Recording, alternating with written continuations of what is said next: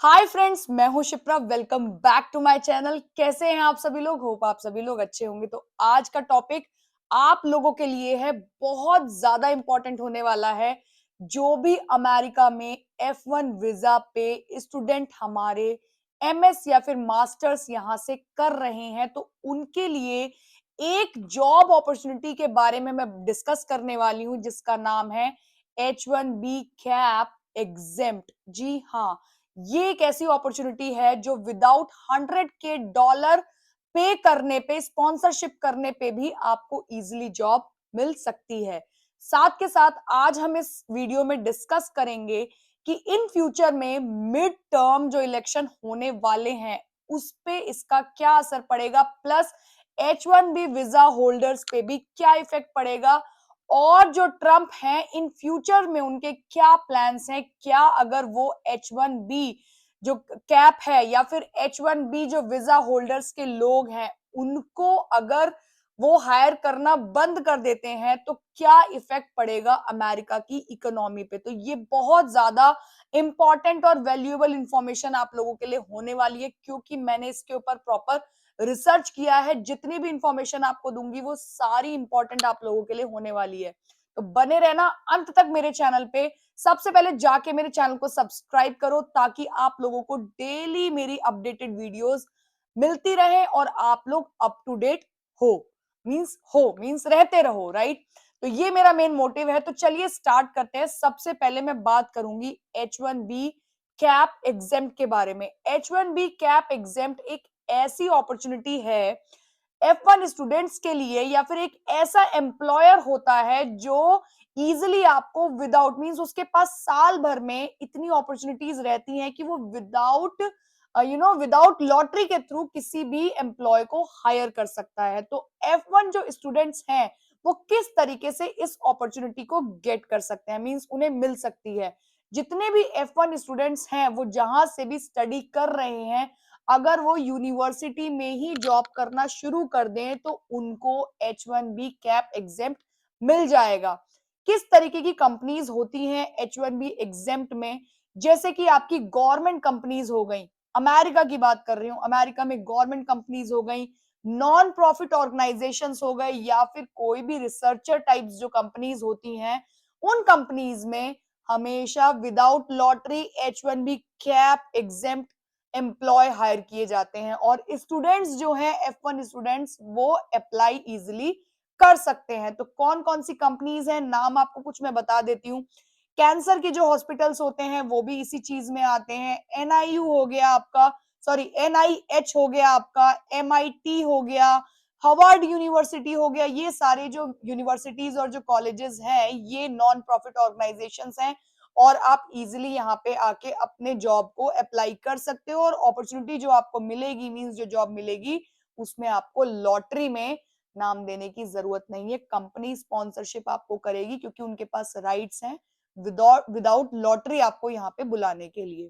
समझ आ गई बात? तो ये था आपका H1B एग्जेम्प्ट ईयरली आप लोग आ सकते हो। जैसा कि आप सभी लोगों को पता है, यहाँ पे L1 जो L1 पे लोग जो काम कर रहे हैं वो अपना वीजा H1B कैप पे अपना ट्रांसफर करने वाले थे, तो वो लोग भी अब सेफ नहीं है। उसका रीजन ये है क्योंकि ट्रम्प जो है उन्होंने वेजेस सिस्टम अब अप्लाई करना शुरू कर दिया है। साथ के साथ अब जितने भी H1B कैप पे जो भी लोग लॉटरी में नाम देंगे 21 2025 से कंपनी जो भी स्पॉन्सरशिप करेंगी उनको $1 लाख पे करना पड़ेगा USCIS गवर्नमेंट को। तो इस केस में अब क्या होगा?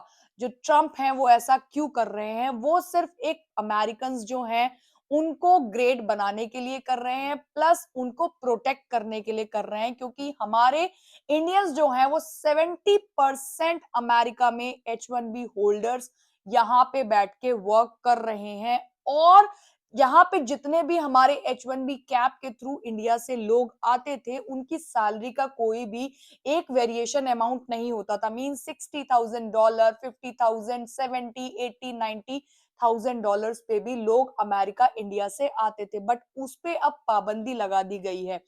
ट्रम्प की जो सरकार है उन्होंने अब वेजेस सिस्टम कर दिया गया है, वेजेस सिस्टम कर दिया है।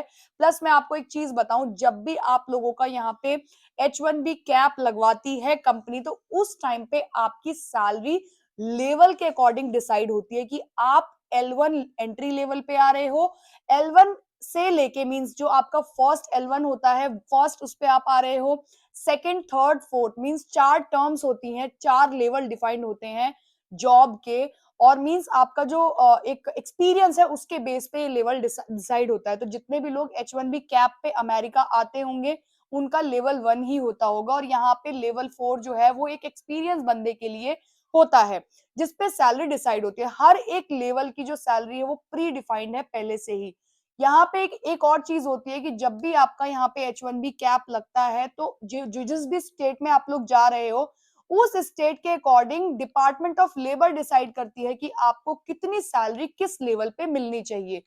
हर एक स्टेट की अलग अलग सैलरी होती है लेवल पे, क्योंकि मींस जो महंगाई है उसके अकॉर्डिंग डिपार्टमेंट ऑफ लेबर जो है वो डिसाइड करती है सैलरी, तो वो ही सैलरी आपको मिलती है, यूएससीआईएस गवर्नमेंट जो आपको अलॉट करती है। तो अब जो बात आ गई है वो बात ये आ गई है कि यहाँ पे H1B कैप में जितने भी लोग आएंगे वो सारे क्रीम लोग आएंगे, राइट। तो जितने भी 50 60 70,000 80,000 100,000 डॉलर्स तक के भी जो एम्प्लॉय थे वो अब नहीं आ पाएंगे। तो यहाँ पे पहले 60,000 से $150 तक, $150,000 तक की सैलरी डिफाइंड होती थी, बट अब जो है वो सिर्फ क्रीम बेस्ड एम्प्लॉयज आया करेंगे। तो लेवल भी अब जो है वो खत्म कर दिया जाएगा ताकि अमेरिकन को प्रोटेक्ट कर सके और उसी बेस पे अमेरिकन यहाँ पे जॉब ले सकें। एक चीज मैं आपको और बता दूं, अमेरिकन जो कंपनी थी ना वो अमेरिकन को ही हटा रही थी, ले ऑफ कर रही थी, और उनकी जगह पे H1 को वीजा स्पॉन्सर करा के कम में लेबर पे काम करवा रही थी। हमारे H1 वीजा होल्डर्स जो थे वो कम सैलरी पे काम कर रहे थे, जिसकी वजह से जो अमेरिकन थे उनकी जॉब सुरक्षित नहीं थी। तो ये भी एक रीजन था जिसकी वजह से जो ट्रम्प है उन्होंने वेजेस ही डिफाइन कर दिया कि अब इतने वेजेस वाले ही लोग आ सकते हैं। बहुत सारे लोगों का क्वेश्चन है कि मैम कितना लेवल जो वेज है वो कितना मींस किस लेवल पे लोग आ सकते हैं। तो 150K अभी डिसाइडेड है कि इतने पे अगर लोग किसी को मींस कोई स्पॉन्सरशिप अगर कंपनी करेगी तो वो यही एक रेंज होगा।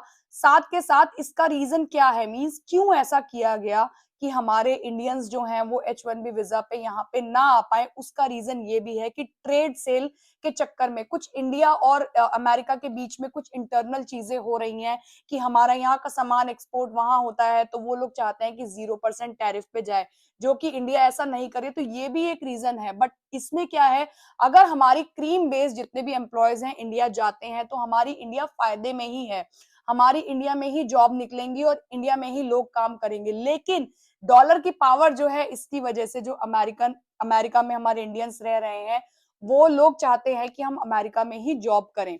अब आती है बात, अगर ट्रम्प ऐसा कर रहे हैं तो क्यों कर रहे हैं। आप लोगों को पता होगा साल में 2 बार मिड इकोनॉमी वोटिंग होती है, राइट। तो उसी बेस पे अब ये ट्रम्प ने सोचा कि मैं अमेरिकन को कैसे अपने कब्जे में लेके आऊं जिसके बेस पे जो अमेरिकन हैं वो मुझे वोट दें। तो इसलिए उन्होंने ये सब चीजें करनी शुरू कर दी हैं। 2026 नवंबर में ये मिड टर्म इकोनॉमी का वोटिंग होने वाली है। अगर रिपब्लिकन्स जीत जाते हैं तो H1 के जितने भी रेस्ट्रिक्शंस हैं उनको करना आसान हो जाएगा। तो ट्रम्प जो है वो चाहते हैं कि वोटिंग में वो जीत जाए, और साथ के साथ हमारी जितनी भी चीजें हैं नवंबर तक मीन नवंबर 2026 तक मैं आप लोगों को बताना चाहती हूँ कि जितने भी इंडियंस या फिर नॉन इमिग्रेंट्स हैं वो अभी सेफ नहीं है। सिर्फ इसीलिए ऐसा हो रहा है ताकि वोटिंग में जीत जाए। क्या आपको भी यही चीजें लगती हैं? मुझे तो यही लगता है कि सिर्फ अमेरिकन को प्रोटेक्ट करने के लिए, अमेरिका को ग्रेट बनाने के लिए ऐसी चीजें पहले नहीं हो रही थी। ये चीजें शांत मुझे लगता है नवंबर 2026 के बाद ही होंगी, क्योंकि उससे पहले उन्हें वोटिंग चाहिए अमेरिकन की, और अमेरिकन के लिए अगर वो खड़े नहीं होंगे, नए नए रूल नॉन इमिग्रेंट्स के लिए नहीं निकालेंगे तो अमेरिकन कैसे उनके हित में आएंगे। तो ये भी एक रीजन है। तो होप आज की वीडियो आप लोगों को समझ आई होगी कि H1B कैप एग्जेम्प्ट एक तरीका है जिसके थ्रू आप लोग अमेरिका में अपॉर्चुनिटीज ले सकते हो, किसी भी यूनिवर्सिटीज, और यूनिवर्सिटीज मैंने आप लोगों को बता दी। प्लस जितने भी H1B कैप के एम्प्लॉयज हैं उनका अब एक सैलरी डिफाइंड हो गया है, उसी सैलरी के बेस पे सिर्फ क्रीम मींस जो एक्सपीरियंस लोग हैं वो ही अमेरिका में एंटर कर सकते हैं। बताना कि कौन कौन मेरी वीडियो को इस वक्त देख रहा है और किस स्टेट से इंडिया में देख रहा है या फिर पाकिस्तान से देख रहा है, तो प्लीज आप लोग मुझे बताना, मुझे बहुत खुशी होगी। कल एक नए व्लॉग के साथ आऊंगी, नई वीडियो के साथ आऊंगी। बाय।